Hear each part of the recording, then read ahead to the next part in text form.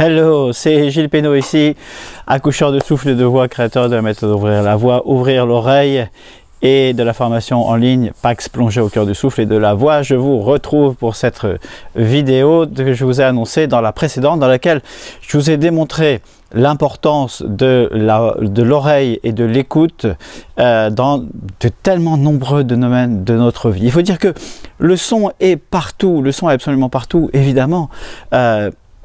Il est tellement évident pour nous qu'on n'a pas cette conscience que le son est tellement présent et remplit tellement de fonctions. D'abord dans la fonction du langage, de la voix, c'est l'appel d'un enfant, c'est la voix du sage, de l'enseignant, c'est, je sais pas, c'est les sons dans l'univers. Dans le domaine des sons, c'est aussi tout ce qui est rythme. Pensez au rythme d'un train ou des pneus d'une voiture sur une autoroute où il y a des bandes ou des choses comme ça. C'est le bruit d'un escalateur.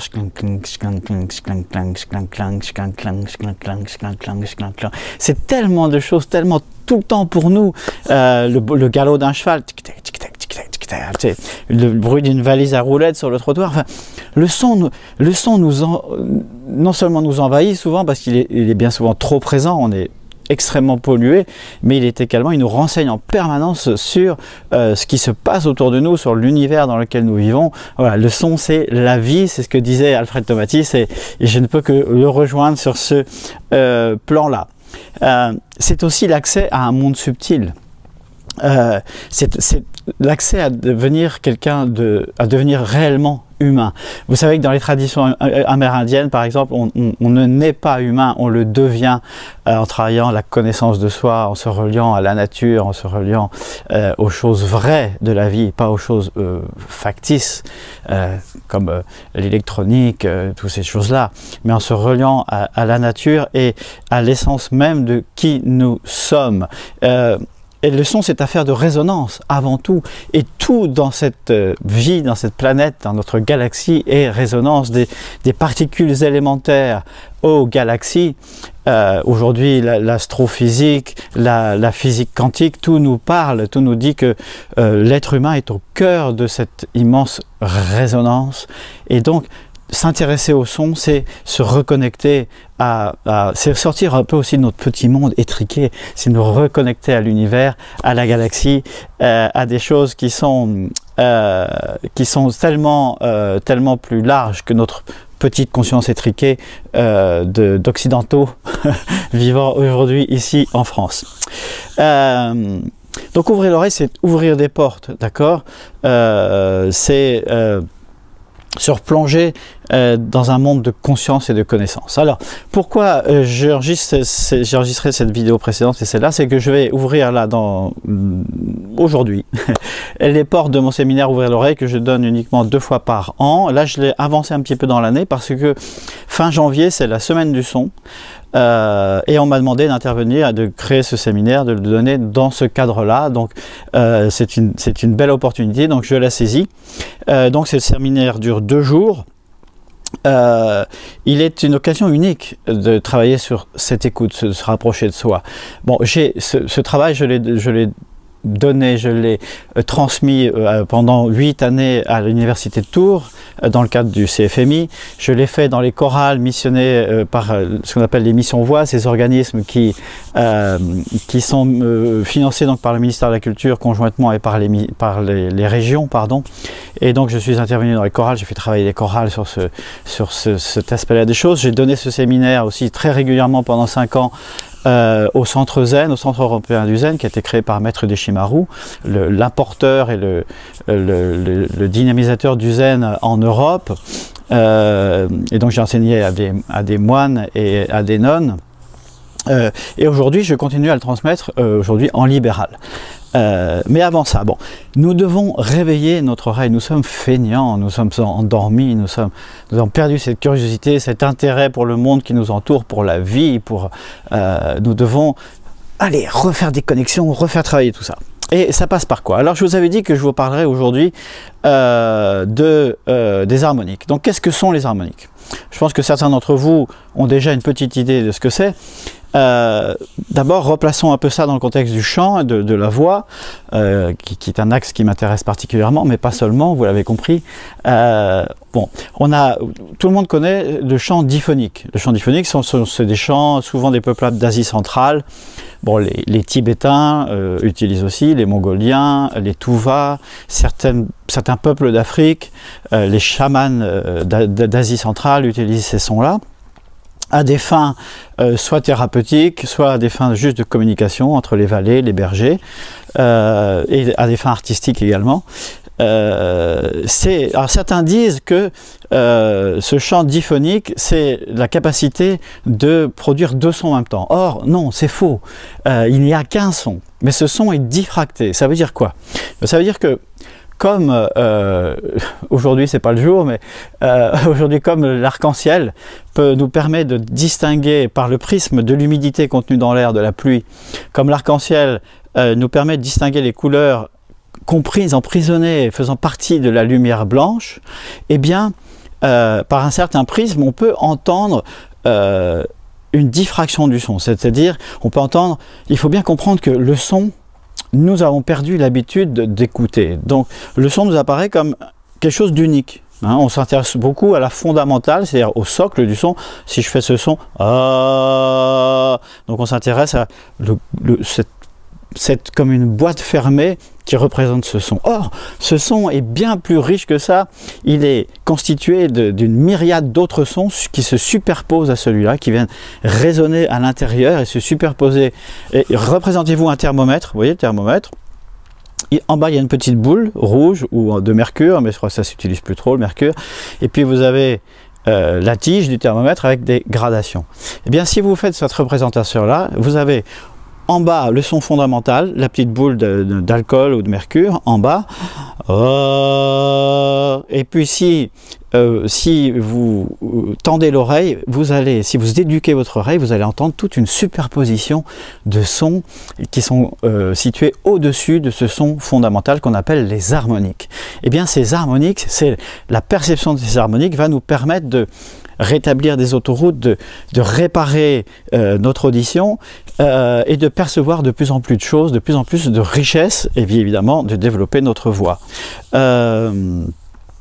Donc dans ce son fondamental qu'on perçoit comme une boîte, il y a une richesse d'informations mais absolument phénoménale, et c'est à ça que je vais dans mon séminaire sur les harmoniques, sur la perception du son, ouvrez l'oreille, vous emmener à découvrir. Alors, le plus compliqué, parce que au début, l'oreille ne sait pas, le cerveau et l'oreille ne savent pas quoi chercher. Parce que les enfants jusqu'à 3 ans perçoivent très bien ces harmoniques. Mais très rapidement, dû à l'éducation, on ne met pas d'attention sur l'écoute, évidemment. Parce qu'il y a 2 choses, hein, entendre et écouter, ça n'est vraiment, mais alors, vraiment pas la même chose. Et dans toutes les grandes disciplines spirituelles, il y a un accent énorme qui est mis sur l'écoute. Dans toutes les traditions, vous pouvez prendre le soufisme, le judaïsme, la chrétienté, l'écoute, évidemment le bouddhisme, le taoïsme, le son, l'écoute est au centre de toute recherche et de toute démarche. Donc le plus difficile, souvent, c'est de comprendre ce qu'on doit chercher. Alors, je ne vais pas vous mâcher le travail, je vous ai fait une toute petite démonstration dans l'autre vidéo, mais par contre, je vous invite à aller écouter en dessous, là, en bas de la page, pas tout de suite, restez avec moi. J'ai enregistré de manière impromptue avec mon téléphone un jour un chant dans une petite église que j'aime beaucoup, une petite chapelle qui se trouve en Haute-Vienne, à Sauvagnat, dans la Haute-Vienne. Dans lequel j'ai enregistré un petit chant que j'ai fait spontanément comme ça. J'avais mon téléphone, j'ai mis enregistré parce que l'acoustique me paraissait fantastique. Et c'est les résultats de ce que vous allez entendre. Il n'y a pas d'autre instrument que ma voix. Et vous allez entendre des sons assez improbables. C'est ça les harmoniques. Alors évidemment, amplifié, prismé, comme je le fais là, ou comme ça l'est par les Tuvas, les Mongols, il est facile de distinguer les harmoniques. Mais dans la vie de tous les jours, comment est-ce qu'on perçoit les harmoniques, et ça c'est compliqué, il faut tout un processus d'apprentissage pour arriver à commencer à les percevoir. Et commencer à les percevoir, c'est commencer à éduquer l'oreille à percevoir et sur les différentes fréquences. Donc ça implique de développer l'écoute intérieure également. La perception extérieure, c'est la première chose. Ensuite, l'étape d'après, c'est la perception intérieure. Ça suppose évidemment un retournement de l'attention, puisque notre voix, globalement, on l'aperçoit d'une manière générale plus par l'intérieur, c'est-à-dire par la conduction osseuse, que par la voie aérienne, c'est-à-dire par l'oreille.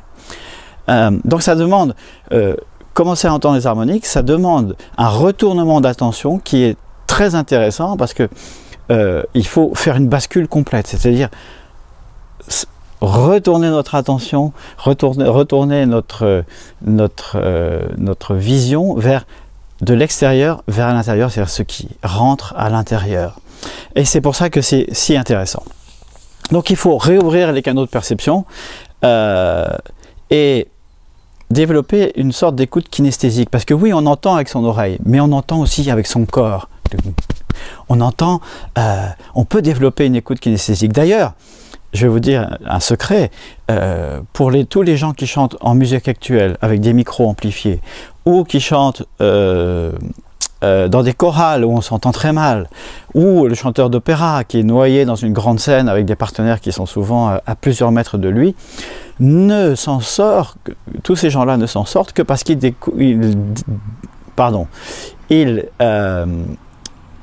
décuplent leur perception, leur écoute kinesthésique du son. Ça veut dire quoi? C'est-à-dire ressentir dans le corps, d'abord sa propre façon de produire, c'est-à-dire les mouvements, musculairement, mais également de ressentir, d'entendre la vibration, de l'entendre dans le corps. Et d'ailleurs, dans les séminaires que j'anime, à un moment donné, les gens me disent « mais c'est incroyable, j'entends dans mon palais, ou j'entends dans mes cervicales, ou j'entends dans mon crâne ».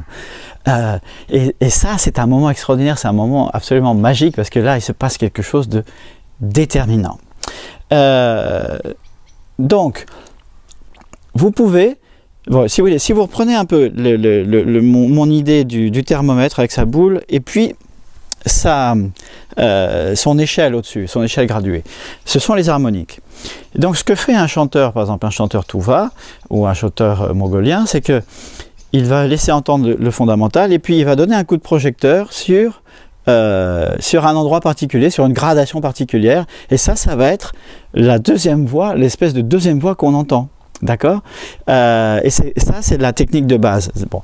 Dans ce séminaire dans lequel je vais vous emmener, dans un voyage de 2 jours, on ne va pas aller jusqu'à devenir des chanteurs diphoniques ou harmoniques professionnels. Il n'en est pas question. Il s'agit de développer déjà l'écoute intérieure. Et ça se passe donc en 3 temps. Le premier, c'est stimuler l'oreille, la remettre en route, l'obliger à aller chercher, tendre, on dit bien tendre l'oreille, l'obliger à aller remettre des circuits, à rebrancher, à refaire des connexions à l'intérieur pour tout d'un coup commencer à entendre de manière plus fine. La deuxième étape, c'est ressentir. Donc ressentir la vibration dans le squelette, ressentir les mouvements, les nappes sonores, se sentir vibrer à l'intérieur. Et la troisième étape, c'est entendre sur soi ses propres harmoniques. Et ça c'est encore un moment déterminant, c'est d'être capable. Alors pour ça, évidemment, il faut commencer à en produire. Donc moi, je vais vous guider pas à pas à commencer à ressentir, à entendre vos propres harmoniques. Ça passe par des voyalisations, c'est-à-dire changer, moduler le son de manière à pouvoir entendre les harmoniques entre 2 voyelles. Par exemple, en faisant ça, j'ai un peu froid, j'espère que je vais y arriver. Si je fais ce son-là, je vais passer par exemple du son O au son U.